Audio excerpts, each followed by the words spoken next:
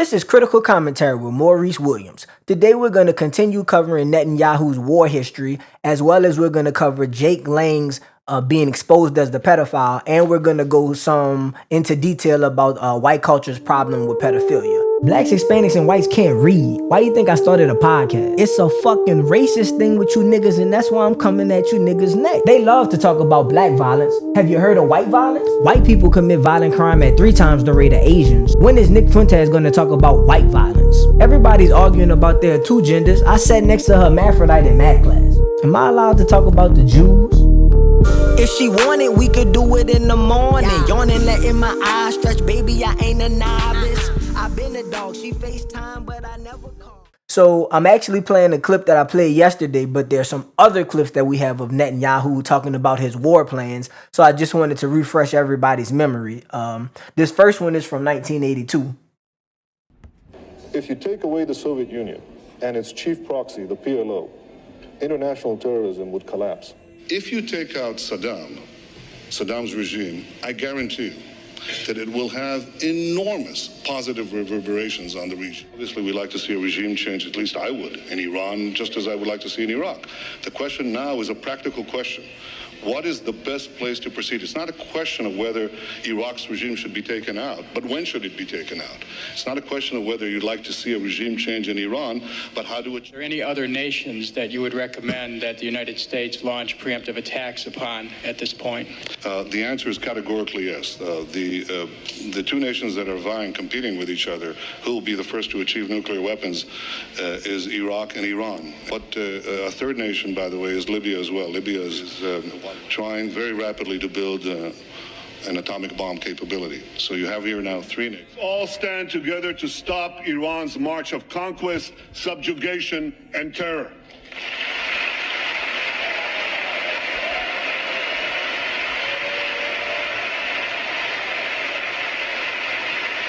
I know that no matter on which side of the aisle you sit, you stand with Israel.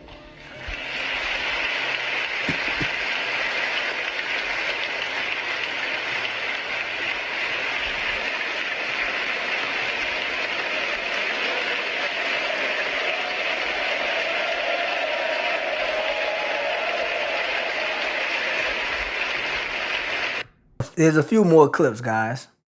This one's also from 82 or 86. Get these regimes, Libya, Iran, think of Gaddafi or Khomeini being accustomed to the idea that they can do anything they want, send their killers anywhere, strike at anyone, anytime. Then you may very well find yourself in a world in a few years from now with a Gaddafi or Khomeini with nuclear weapons. Mm-hmm. The stakes here are enormous. Get these regimes. One more. Y'all already hearing the repetitiveness, but one more. Oh, this. All right, I'm going to play it first. I'm going to tell y'all what this one is. So this is way back in 1995. There was some from the 80s, some from the 2000s. This one's from the 90s. This from 1995. He just mysteriously, I'm not going to say mysteriously, but I mean, I guess he knew the future. He predicted 9/11. I said that the West really doesn't understand militant Islam. So I wrote a book in 1995, and I said that if the West doesn't wake up to the suicidal nature of militant Islam, the next thing you'll see is the militant Islam is bringing down the World Trade Center. The next thing you'll see is the militant Islam is bringing down the World Trade Center. I mean, it's just too much with this dude. So I'm gonna try to address a few of the issues. Ever since he's been in power, and even before he was in power, when he was rising in the ranks, he's always been a warmonger or somebody who thinks that war is what's necessary to get peace for his people. And the greater conflict in Israel does go back a long time. Again, we state this over and over, but just so everybody's aware, there were Palestinians and Muslims and Christians and Jews in Israel. The Muslims did kill Christians. They kicked out Jews, killed Jews as well. And then hundreds of years later, people came back who were Jewish. When they came back, some of the Muslims met them peacefully, but some of them were against it because at the time the British had were occupying and they had control over what the Muslim people call Palestine, what now we call Israel. So when the Israelis came back, there's a lot of conflicting reports, so I'm going to have to dig into this. Some people say that the Muslims accepted the Israelis, and then the Israelis turned violent on the Muslims. Other people are saying, no, the IDF came, they were a terrorist organization, they were dropping bombs. The British people were forcefully occupying Palestine and the Muslims, and that basically all the tension is because the Muslims never really wanted the British or the Ashkenazi Jews to come back. But basically, this guy, as he rose in ranks, and I'm not going to say instead of, but to me, diplomacy is much better.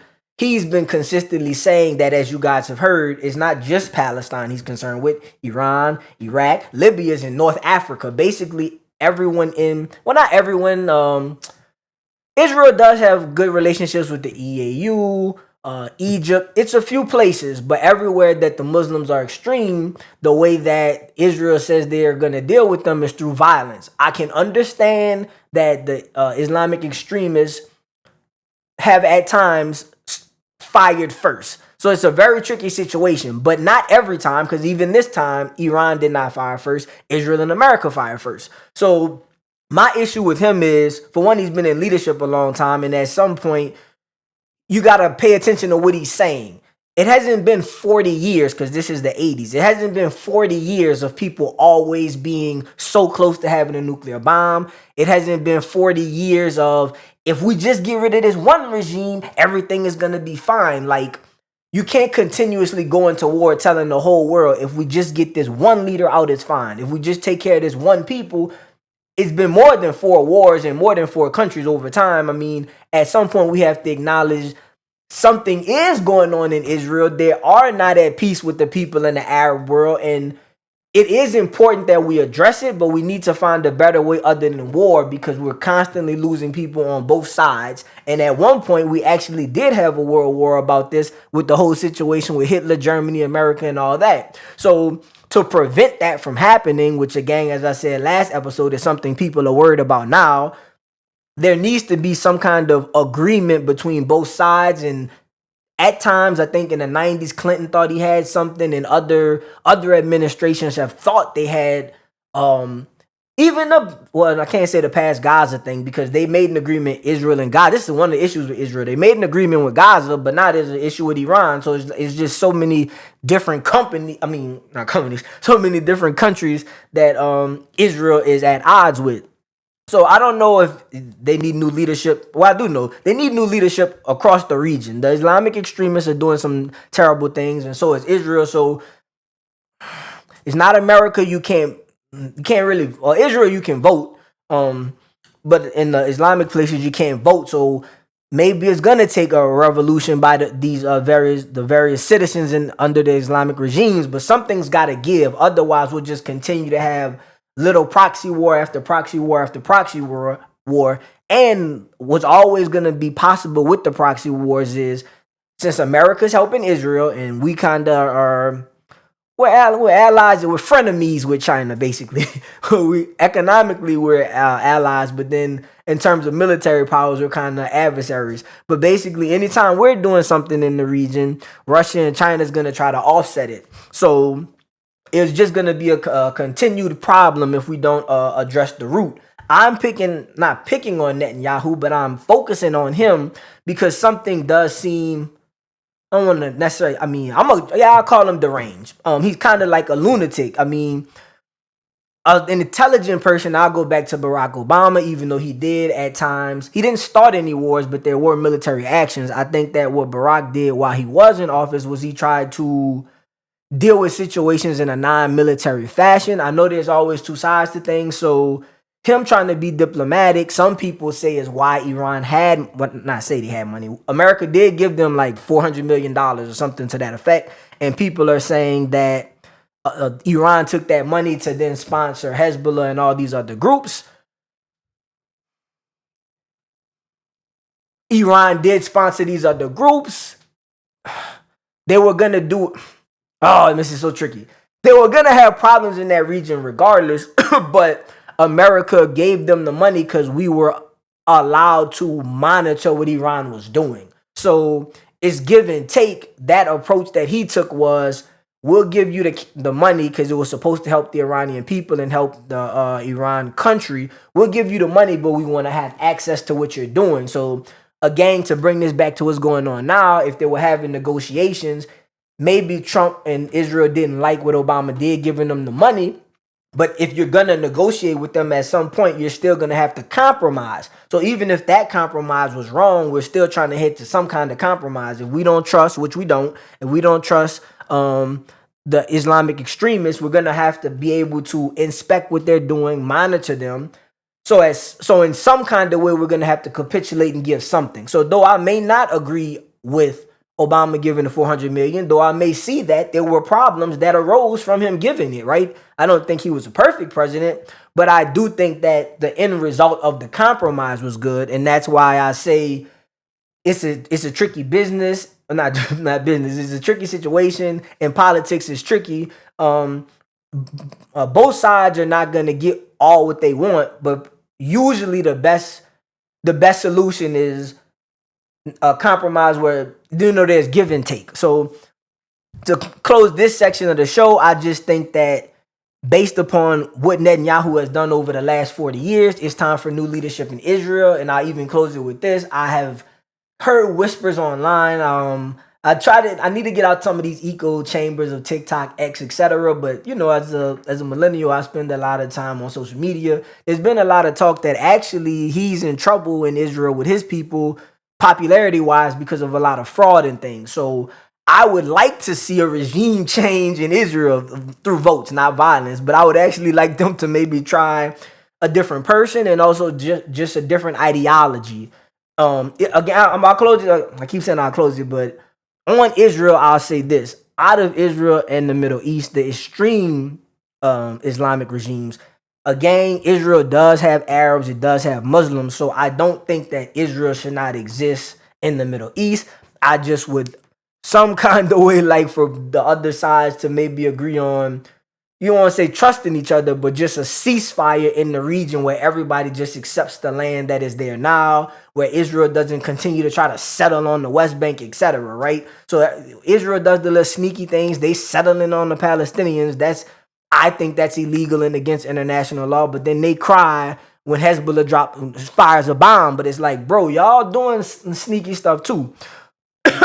But again, we'll continue to cover what's going on in the Middle East and with the war. And actually next time I'll catch you guys up some more on the actual war. I know last episode I talked about some of the Israel leaders like Netanyahu's brother, Ben Gvir. There have been some other high-ranking people who died as well. I'll just catch you guys up on the next episode with the actual war tactics to keep everybody abreast of what's going on with the current war. But this information came out yesterday. There was a guy who was running for Senate in Florida named Jake Lang, and there's a bunch of different things with him. So his background is like he was pardoned as a Jan 6 rioter. So that's when the conservatives stormed the White House. I think someone died, but there was also like they broke things in the White House, like the Capitol building. They broke glass, broke chairs, etc. Like they vandalized the place, and they were convicted of a felony for breaking and entering and doing what they did. But then later Trump pardoned them. So this guy was one of the people who was pardoned, and now he's running for Florida Senate. But he's also done things that are racist for sure, like he's been seen doing a Nazi salute. This comment actually, kind of got me going. You guys will see why. He said that he didn't want white culture to be turned into nigger lovers. So again, nigger means king. It ain't really, it's the intent behind the word with him, right? He's retarded, obvious. Well, I shouldn't say obviously, but me knowing his background, he's incompetent, so he doesn't even know what the word means.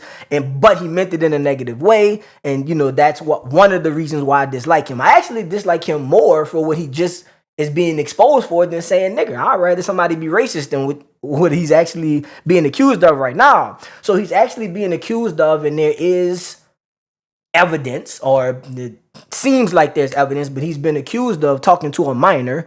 There was a girl, she's 15. He asked her age. She said that she was not 18. She said that she was 15. He responded back to her asking, when do you turn 16? So, I mean, this is all problems. He's trying to get out of it by saying he was asking her age because they were talking about a protest. So I don't know if anything sexual was going on in their initial interactions. I think the girl, I don't know who reached out to who, but they were talking about a protest. So you talking to somebody about a protest online, I guess you don't know their age, but when you found out her age, that should have been the end of the conversations, not you talking about when do you turn 16 as though you can talk to somebody about a protest at 16. I don't know. It just seems I'm leaning into more of like, and it was a female, right? And I'm leaning more into like there's some kind of sexual aspect with this guy. But I'll show you guys. You coming to my next protest. Oh, he reached out to her, it looks like, from how this is, if this is the top of the thread. You're coming to my protest in Texas. I can, if you want me to. What's your number? Can we talk on here instead or only text? And then he has, I have too many DMs, sweetie. That's why I'm saying this, sweetie, bro. Come on now. That's sexual in nature. What did your mom say? Again, just letting you know, he's saying how old he is, and he asked how old she is. She said 15. This is where everybody's saying it should have ended. She's 15 and sent the... Okay, this is... All right. I did see this, but I wasn't paying attention. Not only did she say she's 15, there's a picture sent. We gotta arrest this nigga, like, immediately. Not nigga E-R, nigga N-I-G-G-A. We gotta arrest him immediately, because this is like...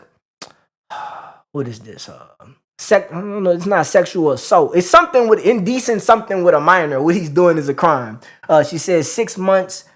I won't get you in trouble if that's what you're worried about. Then he loved it. We have to arrest him. Jake Lang needs to be arrested. He needs to be called out. We need to, people on social media, you need to post this, repost this, because it's important that this pedophile gets arrested. I didn't know that I was covering this story, guys, but as I'm kind of seeing all of the details, it's not just a huge problem. This needs to be addressed immediately, like literally. He's a pedophile. We know who he is and where he lives. This is the evidence of him engaged in inappropriate acts with the minor. He needs to be arrested immediately.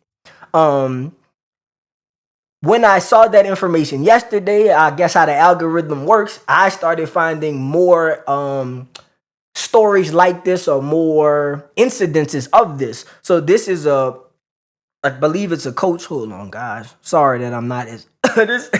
This is a coach from Virginia. He's wanted for child porn warrants, a gang. I don't care if they actually touch the children, just like him. You don't have to touch them. It's a crime to look at them. It's a crime for this stuff to be getting disseminated on the internet. I mean, it's really a big problem. And Tim Tebow just spoke about this, right? There's a graph, and I have it pulled up. Just in the last 6 months, there have been over 400 instances of different IP addresses. So I don't know exactly if it's 400,000 people, but it's hundreds of thousands of people. They're disseminating, passing around, and looking at child pornography. It's disgusting. It's gross. I'm not minimalizing other crimes, but like in all seriousness, like some of the other crimes that people get arrested for and picked up for are nowhere near on the level of molestation or child pornography and these type of acts against children. And like, is it called the Save America Act? Oh man, guys, I'm sorry I'm not up on things like maybe I should be, but there is an act that people have been talking about that they're trying to pass to protect the children. So whatever that act is, we need to call our congressmen, we need to call our senators, etc. I mean, this is some serious shit. Like, I mean, we got to protect the American children for real. It's really sickening. So bear with me, guys. Here is the Emily posted this. Emily Austin. I follow her on X. You guys can follow her too. But this is 89 images. So I thought this is just 89,000 images. But I seen something else where it was like over 400,000. So it's not just 80,000. I mean, it is 400,000. Oh, it's called the Renewed Hope Act. That's the act we need to tell Congress to pass. But let me play this clip of Tebow talking about these last 6 months. And as you guys I think you guys can see from this chart, that's a lot of places, a lot of people. And when it's thick red, it's even more places and more people.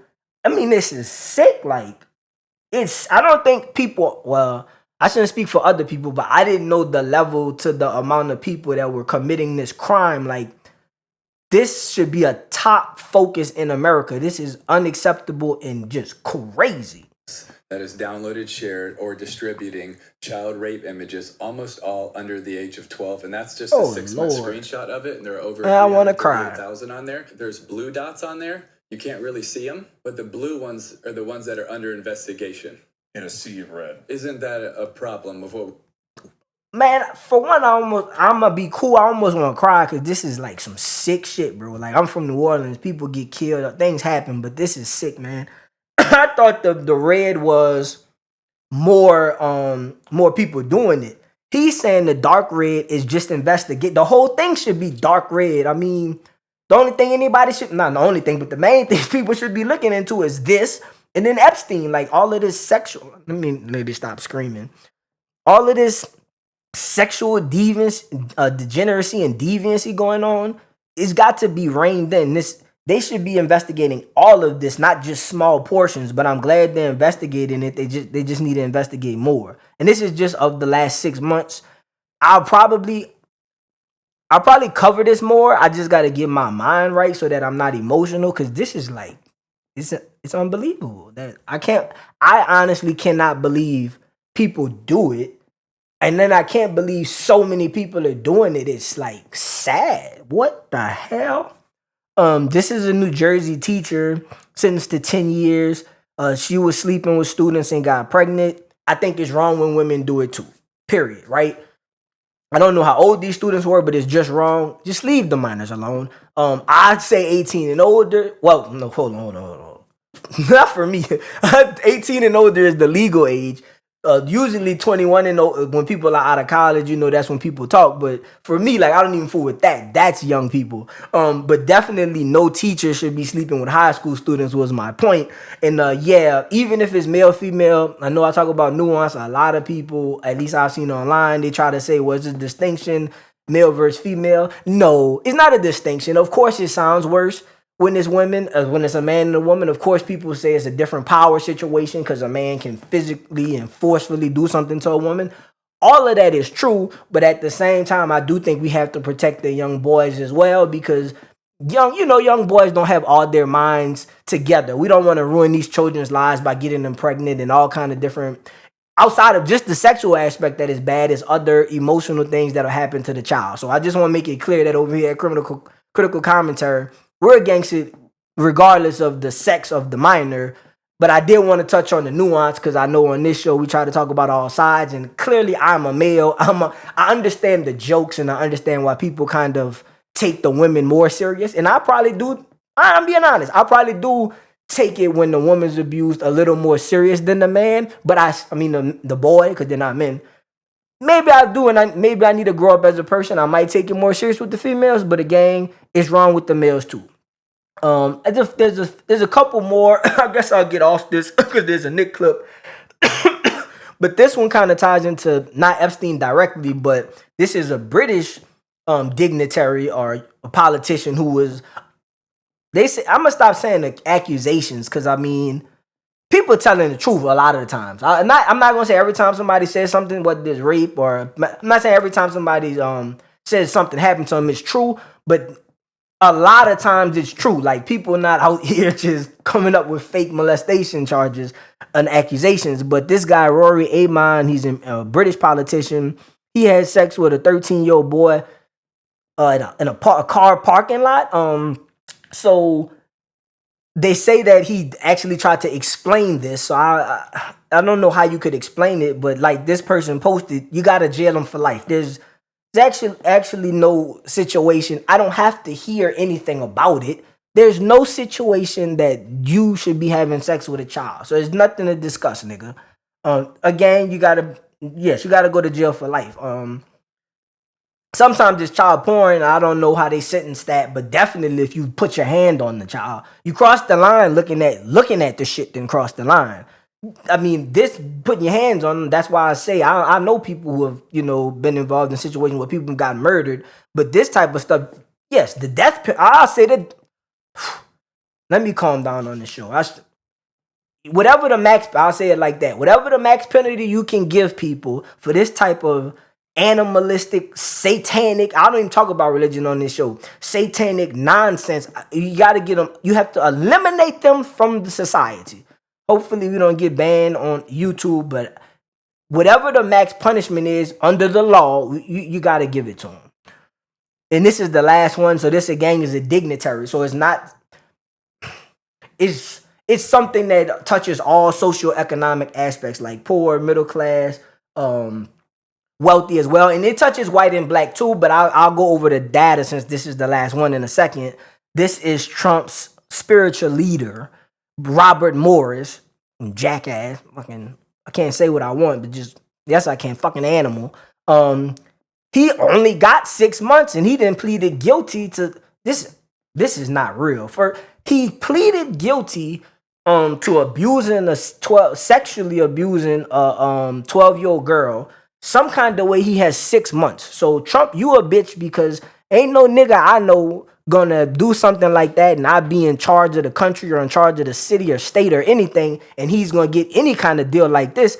This is one of them situations where you do use your power and you have to make sure this person is punished to the fullest extent of the law. So, I mean, not even being funny, I do respect Trump, but this is a fucking problem because you're in a position of power and you could make sure that he serves more time than 6 months. They say it's 5 counts, okay, child rape. Meanwhile, the DOJ is withholding Epstein images. Okay, yeah. And right, and this ends on saying, are you seeing a pattern? I'll let you see the video of this motherfucker get pulled out in the cuffs. That ain't shit, though. He only getting 6 months, but we'll play the video.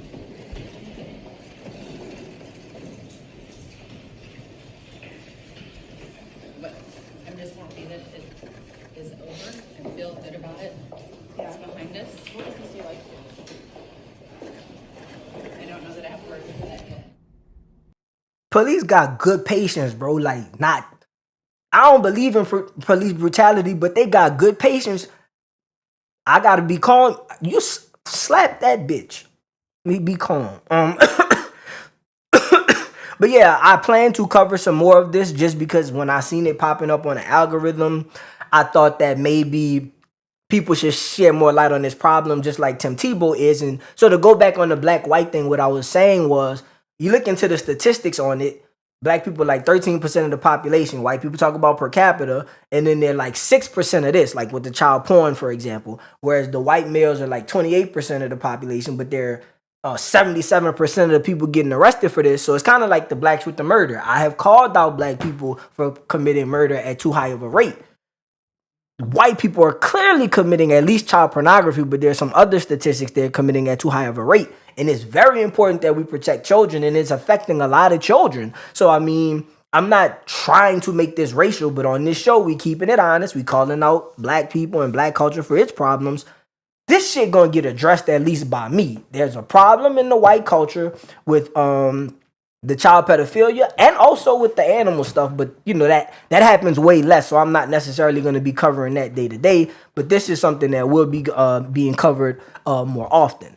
Now, there's a Nick Clipper gang. If you guys, I haven't seen the comments from yesterday's episode, but going with the trend of before, people liked when I commented on the various things Nick said. There's another clip from Nick, and he's talking about pro-MAGA people kind of being deceived, and he said they thought their guy was in Trump, but instead they outranked and they were fired. So I assume he's talking about maybe Jewish people, but let me watch the clip.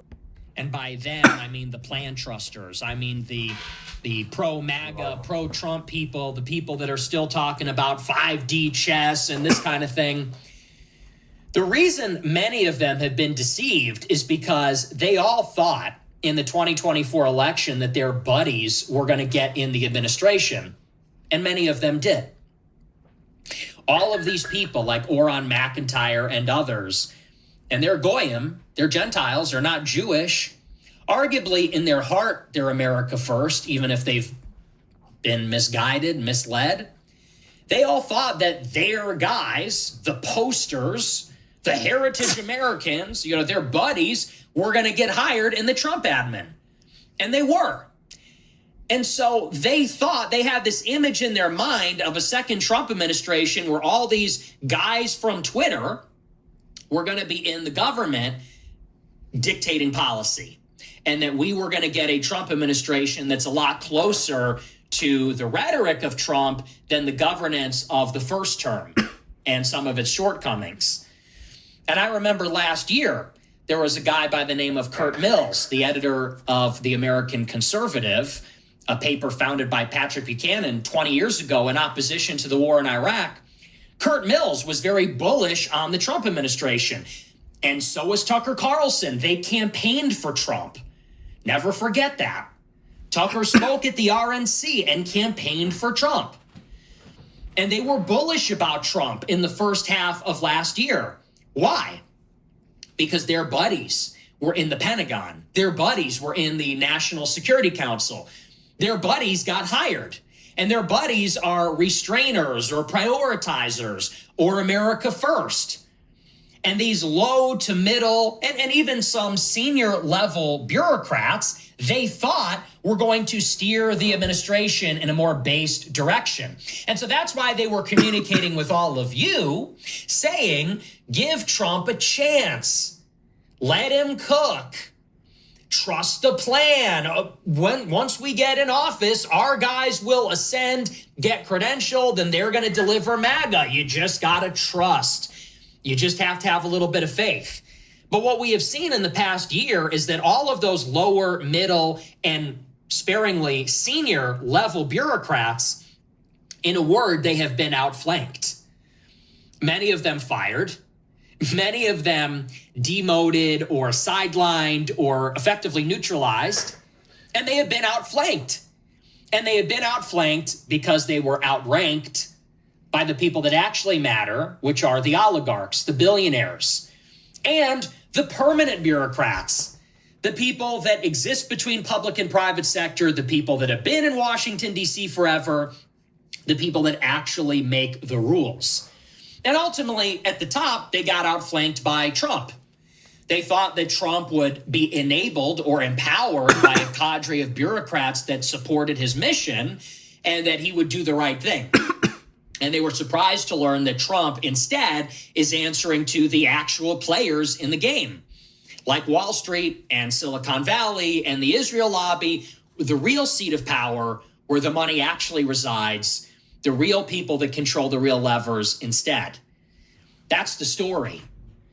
And instead of joining people like myself and demanding that Trump go further and go harder and demanding more and commitments and promises, instead, they were cheerleading Trump and his campaign and the interest behind it in the hopes that a crumb might fall off the table for them. And now they don't even have a crumb. Now they don't even have that. And now they're starting to wake up. Now an Oron McIntyre is starting to realize the gravity of the situation. There he sits on the floor beneath the table while Jared Kushner and Mark Levin eat at the table. And Oron McIntyre and Tate and John Doyle and all these other people, they're sitting there on the floor and they're wondering, where are all the crumbs? What is going on? Why doesn't Trump hear us from all the way down here? It seems like we've lost control. You don't say. Well, I tried to tell you. So of all his takes, this is the one we probably agree. I say 99, almost 100%. So I'm just going to pack a lot of different things. He brought, well, I guess I should start from the beginning. So he says Trump came in, and then Tucker, who used to be more right-leaning to the extreme side, but he's kind of pushed in another direction because of who's paying him. I think he's being paid by Qatar. But he's saying that people like him and others were supportive of Trump. Like, you know, grassroots feel they called them the working man, people who Nick is supposedly representing. And he's saying that those people were hired in the Trump administration, some of the low-level positions, a decent amount to mid-level, and then they thought more were going to be senior level. But what he's saying is that less of them were senior level because Trump basically put in, and what Nick is saying, he put in people who are more socially and financially higher up. So what I like this time is that he named all the groups. So he said I mean, he was talking about APEC, but he calls him the Jewish lobby like Trump. But then also he talked about Silicon Valley, and then he talked about billionaires in another group. I can't remember right now. But I would say those are kind of the players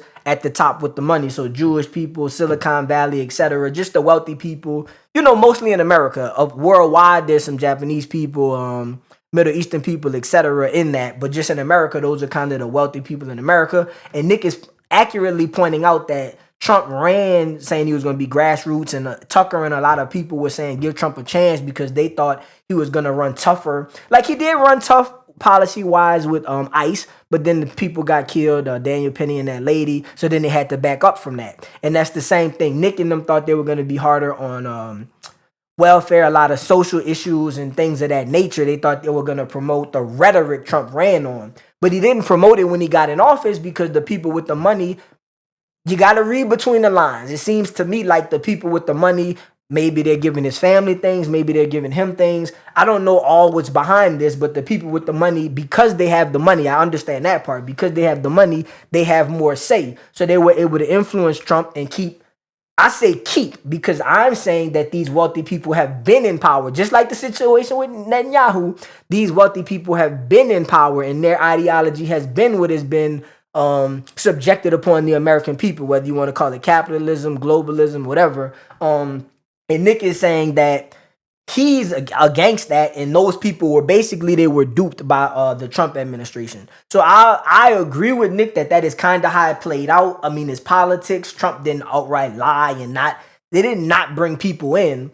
But the way in which they brought people in, yes, the rhetoric was tough, maybe with ICE, maybe a couple things here and there. They got rid of, they didn't get rid of food stamps, but I think they got the healthcare thing they wanted, where if you're a male, you got to work 20 months, and if you don't have healthcare. So they got some of the things they said done. But in terms of a person like Nick, he's a hardliner. You ran on all this stuff. They want to see you do more than two things, right? And I know he's got 4 more years. I guess we'll have to see where it goes. But there's already a rift because he wasn't as strong, right? So for me, I still see MAGA as a strong organization from the standpoint of they poll people in America. A lot of people still go with Trump for certain things. The economy's not as strong, so some people are thinking about Democrats. There are other issues that people are paying attention to that they may not favor Trump. But in terms of voting, I mean, the Republicans as a party is still strong. I think they said 90% of MAGA people are still MAGA. So it's like, it's in reality, the group Nick is talking about who are hardliners and pulling away, it's a younger demographic we've been following, but it's also a smaller demographic. So in terms of Nick's whole situation, I don't know how much that movement will grow. Same thing with the people on the left. I don't know if they'll get big enough to still compete against the more mainstream and the more accepted and the groups with the more money. The more moderate rights and the more moderate lefts have the money. So I don't know how these grassroots will compete, but he is accurately describing what is going on. And my stance is that I hope there is a change. I hope that I actually liked when Qatar started putting money into America, just because I thought it offset APEC, right? So I don't agree with everything with Qatar. They've got their own issues, right? But I do just like, I'm a diverse person who likes diversity from the standpoint of not just to have diversity. I'm not saying just for the sake of diversity, all diversity is good, but in terms of thought processes and ideologies and what sides are being heard, what emphasis is getting placed on different things, how strategically in the world we can position ourselves, how we can be positioned on a local, not just local, but just on a American level within the state or the city. I do think that diversity helps because you never get a situation where everybody's going to agree. So I would not have wanted what Nick wanted. Nick probably would have wanted, like he said, the people from Twitter, and you guys didn't see, but I looked at the producer because he says I should get on YouTube a little bit more. Nick was saying that the people on X were the heart of his, not just his movement, but the hard right. And Nick is saying that he wanted more Twitter people in. So Trump, if he said that, he should have stuck to his word, but in a way for somebody like me, that's good because I would have not wanted to see the pro-white. I'm okay with everybody being for their culture, but I wouldn't want it to be pro them at the expense of others. And that's kind of what I have heard from Nick's rhetoric. I'll continue to see what's going on with Nick. Maybe his rhetoric is the same. Maybe it's changed. It might have changed. And I'll close on this, guys. It might have changed because I've noticed people like a few people, Emily Wilson, Jake hasn't changed, but Emily Wilson has, Tucker has, just a few of the conservative influencers, and this may be strictly because of who's paying them, they have changed their stances on some things. So I have seen people on the left and the right, outside of just Israel and stuff with Jewish people, because even Nick, I've seen some things from him, and Jake Shields, I've seen some things where it's pro-white, but it's also pro-socialism, right? And these people used to be against socialism. Obviously, for Nick, it's socialism for white people, which is an issue. You're going to promote things that the government's helping the people, it should be for all people. But he has kind of changed his stance on some of the things that he's willing to accept, and I guess he calls it compromising. But if you guys like this episode, please hit subscribe, please hit like, share with you guys friends. We are back. This is 2 days in a row. Right now I'm covering the war and Netanyahu because that's big. Today I touched on the pedophilia thing, but it got kind of hard for me, honestly, guys. I don't know if I have the stomach and like the emotional ability to report on this, but just if there's something specific that you guys are interested in, please let us know in the comments, because outside of the war, I'm not sure exactly what we'll be focusing on moving forward, but I will talk to you guys tomorrow, and see you on the flip side. Oh, the producer always catch me, guys. Maybe he'll leave that in. I don't mind when I mess up, fuck up, or whatever. Forgot the comments. Oh yeah, leave comments. When you guys leave comments, I can chat with you. Oh, and sometimes it premieres, so when it premieres and it's live, feel free to like say stuff, because I can see what you guys are saying, and yeah, we can talk, in real time. This is from Storts 8873. This is about Baton Rouge and the resident situation. I think this was black people were either white people moved away from black people in the Baton Rouge County or Baton Rouge parish. We have parishes instead of counties in Louisiana. Whites are tired of babysitting an entire race. Okay? We do not want our money wasted on people who do nothing but rape and kill us. Well, you should have thought about that before your ancestors brought us over here. I don't know what you mean by wasting your money on people. I suppose you're talking about how blacks use welfare at a higher rate than whites. Yes, black people should use less welfare. Whenever I touch on maybe IQ and some other things, I can go into depth about why the races use it at different rates, because blacks use it at the highest rate, but then Hispanics use it at the next highest, but then whites, then Asians. So, I mean, from what I'm hearing from you, I don't think you're a objective person. It seems like you're specifically picking on black people and not considering that maybe blacks, Hispanics, and whites are using welfare at a high rate. But maybe you are. If you are, leave another comment. I have no problem having open conversations with people. Rape and kill us. Well, to rape and kill us, about 80% of the time, at least with murder, that a white person's killed, it's another white person. So most killings, and I'm assuming rape as well, is done by the people of the same race. But sure, there are more black people killing whites than whites killing blacks. That's the issue of black people committing more murders, though. And also socioeconomics, again. A lot of the white people committing murder are like in smaller communities, rural, but just also smaller in smaller cities, smaller counties, etc. Like black people, Asians as well, and Hispanics tend to be in urban places. So these groups are seen in numbers because they're in places that are highly populated, where again, whites aren't, which might be one of the reasons we didn't know about the white problem with pedophilia. Is like, if you're doing something and it's not right in front of everybody's face, you don't know about it. But again, I'm saying that to let you know it's definitely not just black people running around raping and killing us. I'm assuming you mean white people. How much time and money has been wasting educating? Oh man, let me see, because this is really making me want to go IQ on them. How much money has been wasted educating blacks? A 10-year-old speaks and reads better than black adults. Definitely not, but I will respond to you now. The poorest, 10. Let me see, because I'm going to go through the I thing with you right quick. The poorest Appalachian town is measurably safer. Oh, yes, I got to get it. I'm going to get all 5 comments, but a few things. Okay. 6% of blacks commit crime, 3% of whites, 1% of Asians. So you're saying that Appalachia is safer than where black people are living. Not all blacks, but yes, on average, sure. Appalachia has poor people, so if you take somewhere like not West LA, but like Beverly Hills, the black people in Beverly Hills haven't committed any murder. So it's not like just being black alone causes the issue, but sure, the poorer Appalachian towns are safer than the urban ghettos. That is true. But if they were around poor Asians, the white the poor Asians are safer than the poor whites. So your statement is true, but it's leaving out part of the picture. Now, the thing about reading, I had to think about it because a lot of people don't like when I talk about education and IQ, but I tell the truth. So it's like most black people read on like, honestly, probably like a 4th to 6th grade level. And I know everybody's going to be like, you're trashing blacks. Let me get to the whites. The white people read on like an 8th grade level. So neither group is reading on a high level. And then Asians read literally on the 12th to freshman year in college level. So again, you can pick on black people and say that they're not educated and they're not intelligent.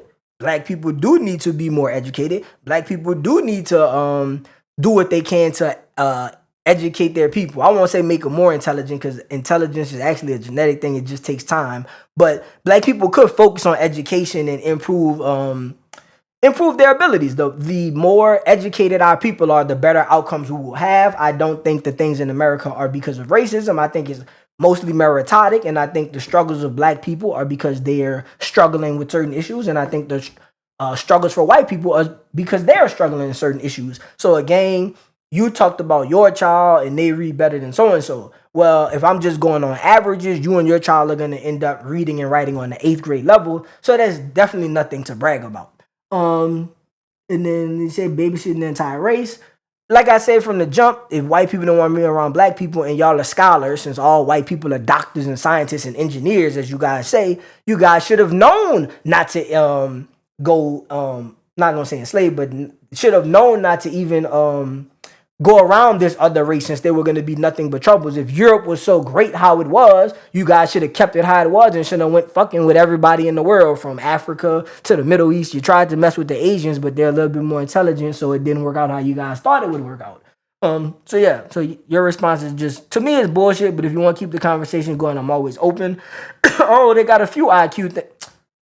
I don't know if I said something about IQ, but there's a few comments about IQ. This is from Nick Fuentes, Wang, whatever they say, but as white ass niggas going hard as fuck. I think all niggas, white, black, Asian, etc., should go hard as fuck. Always go hard as fuck. Always be the best you. Always shine your light to the world in the best light possible. But this is Central African IQ say what? Central African IQ is probably like in the 70s. Because of malnutrition, it would be more like 80. Oh man, I really should cover IQ. But it's probably like 70. So no, I don't think my IQ is what you're saying it is, but I don't appreciate the joke either because you're just trying to say that African people and African Americans are unintelligent. It's not just a lot of, first off, a lot of African Americans and Africans smarter than the average white person, but it's like it's a significant portion. I won't even go into that till I go over the IQ stuff with you guys, but yes, the whole thing about the whites being smarter than the blacks is played out and it's dumb and it's being used in the wrong way. We should all just be trying to be more educated to help the society. It shouldn't be being used in a manner to like try to make blacks feel inferior or to like insult them. My whole thing is when I do go over this IQ shit, white people, whether they're Northern European, Eastern European, Southern European, the Southeast Europeans, Greece and all them, they have the IQ of the black. So I just don't think white people are in any position to be talking about IQ. This is to Stu. I don't like blacks. Stu Peters is known to be a liar. I mean, sometimes he tells the truth. Sometimes he flat out lies. God gave him over to this is kind of going to make me seem like I have low IQ, but I'm always honest. Reprobate mind. There are 2 more comments. This is from Globberish. It's a lot of little racism shit. I don't know if everybody's paying attention, but when I read this one, you might see it. This is dear black people from Nick Fuentes. This said chimped out. So this is like when they say chimped out, they're trying to compare black people to animals in a gang. If y'all want to compare us, a lot of times they say like gorillas and monkeys, and they use the little the animal images and things. I mean, they say that black people have the big lips. I mean, black people do have big lips. Some people like big lips. White people have smaller lips. It would make more sense to call the white people chimpanzees because the chimps have the smaller lips. I'm just saying. This says I chimped out 20 seconds into the video. Well. Black people are impulsive. That doesn't mean we're chimping out. I mean, when you're running a race, the more impulsive people are going to win the race. So maybe look at track and field. I think I hold my composure well now for the most part. But I'm always open to trying to be a little calmer because sometimes you need to be calm. Sometimes you need to be impulsive. Depends on what the situation calls for. This is the last one. This is also to Nick Fuentes, dear black people. Why I take offensive is not true. I take offense to the stupid things that white people say, even though they aren't true, because you're spreading a false narrative and it's trying to put out in the air negative things about my people. So if it's something true, I over and over comment on this show where it's true. But then where it's not true, I speak up because, like, for example, now that I'm covering the pedophilia problem in the white community, if I was starting to get up here and just go off on white people in general or as a whole and made it seem like every white person is having sex with animals, most white people are watching child porn, you know, I would expect white people to start getting mad and picking up fork knives and things and like making nasty comments, because I would say, well, wait, am I talking bad about their whole culture? Am I talking bad about most of their culture? Like, we do, on at least me, I try to be nuanced. I get a joke, right? A joke is a joke, nigga. Anybody, white ass nigga going hard as fuck, you could be white and say nigga as far as I'm concerned. But when, like the guy earlier, when he said the whole nigger lovers and all that, your intent. When your intent was then to call us animals, or it wasn't no longer a joke between friends, but it's a joke between enemies. Enemies don't make jokes, they drop bombs like not trying to be funny, but they drop bombs like Israel and Iran. That's how you know the difference. Is like, you know who you friends with and who you joking with. Like me, you white, fuck it, say nigga. I don't care. I care more about your character and your intent. Yeah, I close the show. He don't like when I talk about music, but I do rap. So sometimes I say bitch in the music and stuff, and it's like, bro, I clearly care about women. I care about women more than men. I think if they got problems in society that are like happening in the home, and everybody says the man should be the leader, because most people kind of look at society like that still.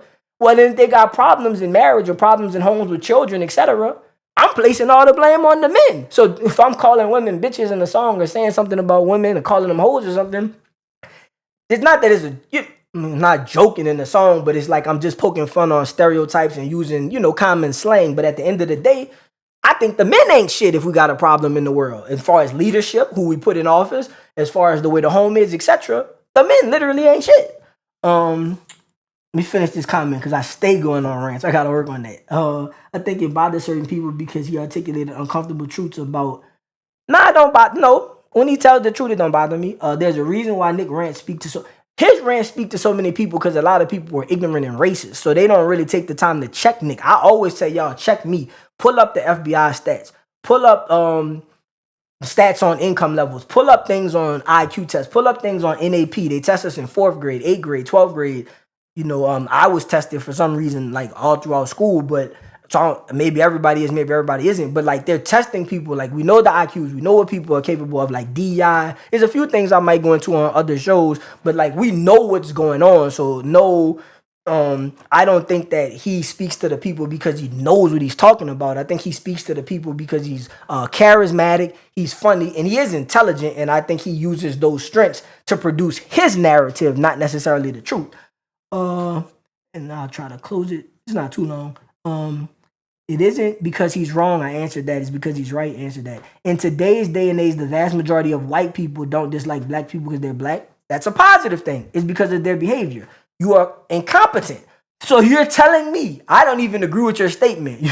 Your statement was the vast majority of white people dislike black people. I don't even agree with that statement, right?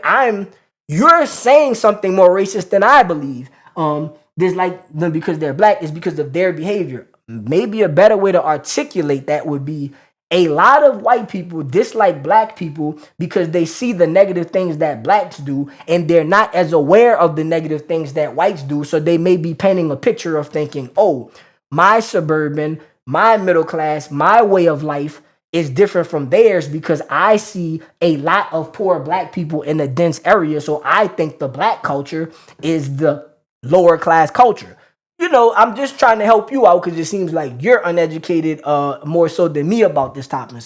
The decent black people who are intelligent, okay, the decent majority of black people are decent. I won't say majority intelligent. I want to talk about IQ so bad, but the decent black people would be the majority and honest enough to admit you are literally retarded, bro. You keep lying and saying inaccurate things. The majority of black people do not believe that the ghetto culture is the black culture. That is something that people believe in society, but that speaks to the fact that most people in society read on an 8th grade level. That is one of the reasons why I try to laugh and not get angry. You have to understand when you're dealing with different people what they understand. If you do not have the comprehension to understand socioeconomics and not to understand the difference between a stereotype representing a minority versus stereotype representing a majority, you will say all the dumb shit that Sir Cock is saying, or Sir Cat is saying. Admit that ghetto culture is what's keeping the black community down, not the white man. There's one more point to finish with you. First off, no, the ghetto does not keep black people down because the ghetto doesn't even represent majority of black people. No, the white man does not hold black people down. The society is meritocratic. The black people have less of the skills that are working in America to get you where the people are trying to go. So just based upon the intelligence, you will see blacks in a place, Hispanics in a place, whites in a place, East Asians, but they just say Asians in a place. I know it feels better to have someone else to blame. I blame no one, but I guess if your statements are about maybe the average black person's thinking or what black people are saying, sure, they are deflecting. I don't deflect shit. Even though it's pretty obvious that a lot of them are self-inflicted. Yes, a lot of them are self-inflicted, but a lot of your groups are if you're white, I don't know what race you are, but a lot of problems in Hispanic, white, Jewish culture, etc., are based upon those people's own inflictions, right? So I ain't gonna say nothing about the Jews. I was gonna close it saying something about what the Jews doing bad, but we've been starting all shows talking about them, so we'll just end it on. I actually fuck with all my, not just my Jewish friends, but like the Jewish diaspora. Guys, feel free to comment and give me information on your side if I'm saying something wrong about the Jewish people in these last few episodes. Give us the facts. We're open to facts. We just want an honest conversation. So you guys are all welcome to join in on the conversation. And yes, now it is peace, and I'll see you guys tomorrow. If you like this video, please smash the like button, comment, and subscribe. New shows airing Monday through Thursday.